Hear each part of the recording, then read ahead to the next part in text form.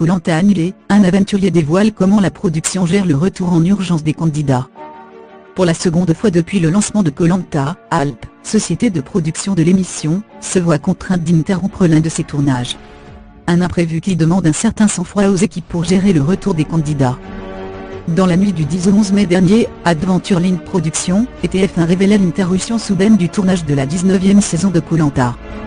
Les premières rumeurs parlaient d'un incident d'ordre sexuel tristement confirmé par Alexia Laroche-Joubert, présidente d'Alp. Dans la nuit du 4e au 5e jour de tournage, une concurrente a fait état de faits susceptibles de relever d'une agression sexuelle. Pour le bien des participants, et parce que les conditions de la réalisation n'étaient plus suffisamment sereines, Alexia Laroche-Joubert prenait donc la décision, en concertation avec les équipes sur place, de stopper le tournage. Si l'on sait désormais que les deux candidats impliqués, Candide Renard et Eddie Guillot, sont revenus en France, le présumé agresseur a d'ailleurs été placé en garde à vue dès sa descente de l'avion. Qu'advient-il des autres membres des tribus ? Contacté par TVMA, un ex-candidat de la saison 13 a expliqué comment la société de production et les équipes de tournage s'étaient organisées après le grave incident qui les avait touchés. Un rapatriement bien organisé.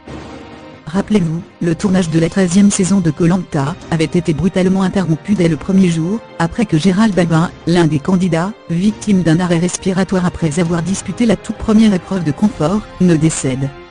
Dès lors, toute une combinaison s'est mise en place. Nous avions été réunis dans la Showax en Circonflextel où se trouve toute l'équipe de production, explique l'aventurier. Nous étions informés que nos familles avaient été prévenues de la situation, et qu'un communiqué avait été envoyé à la presse.